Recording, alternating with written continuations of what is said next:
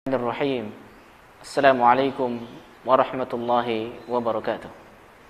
Alhamdulillah, wassalatu wassalamu ala rasulillah, nabiyyina Muhammadin wa ala alihi wa sahbihi wa man tabi'ahum bi ihsan ila yaumil qiyamah.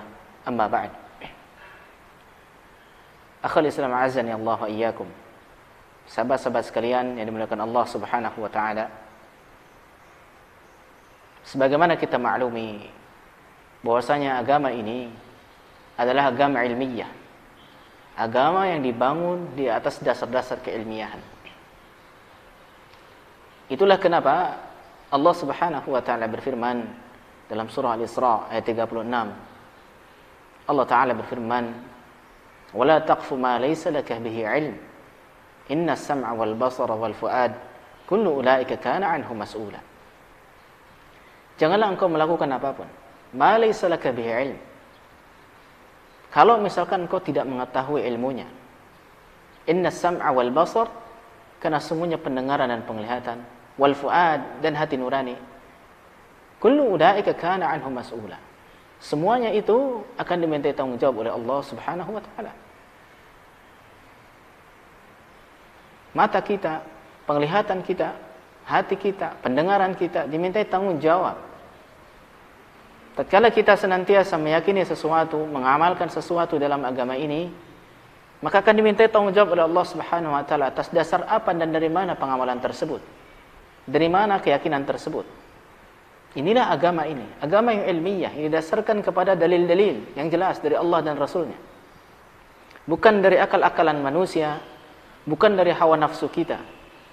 Akan tapi memang berasal dari Rabb semesta alam yang menciptakan langit dan bumi, yang kemudian mengutus para nabi dan para rasul, yang kemudian menurunkan kitab-kitab dari langit untuk senantiasa mengatur kita dan beragama dengan ilmiah. Dari sanalah ikhwah fillah sekalian, azani Allah wa iyyakum, sebagai seorang muslim kita senantiasa dituntut, diwajibkan untuk terus menuntut ilmu. Rasul sallallahu alaihi wasallam bersabda, talabul ilmi fariidatun ala kulli muslim. Menuntut ilmu itu fariidah, itu kewajiban bagi setiap muslim. Kita diwajibkan untuk menuntut ilmu. Kita ini umat ilmiah yang tidak mengandalkan katanya dan katanya,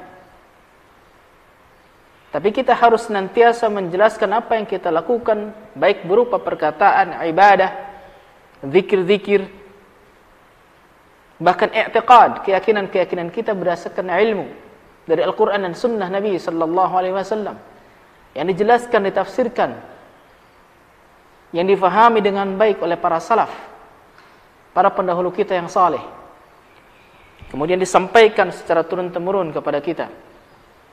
Jelas sanadnya, jelas pengajarannya, jelas pemahamannya, terang benderang, sampai kepada kita hadis-hadis, sampai kepada kita kitab-kitab hadis, sampai kepada kita kitab-kitab tafsir. Disinilah kita dituntut untuk senantiasa menghadiri majlis-majlis ilmu, menghadiri kajian-kajian keislaman yang diisi oleh orang-orang yang benar-benar faham tentang kitabullah dan sunnah Rasul sallallahu alaihi wasallam, menjelaskan keilmuan dengan penuh keilmiahan, berdasarkan kepada dan i'timad kepada sesuatu yang ilmiah, bukan atas dasar qila wa qal, katanya dan katanya, tanpa dasar dalil-dalil yang jelas, yang kuat dari Allah dan Rasulnya. Inilah agama ini, dan begitulah hendaknya seorang muslim, seorang mukmin dalam beragama dan mengamalkan agamanya. I'tiqadian, baik itu dalam masalah keyakinan, qaulan, baik itu dalam masalah perkataan, wa amalan, maupun dalam masalah perbuatan. Seseorang muslim hendaknya menjadi umat yang ilmiah, karena dia memeluk agama yang ilmiah. Barakallahu fikum. Semoga menjadi motivasi buat kita semuanya untuk senantiasa menuntut ilmu yang kelak menjadi penerang jalan bagi kita di dunia maupun di akhirat. Assalamualaikum warahmatullahi wabarakatuh.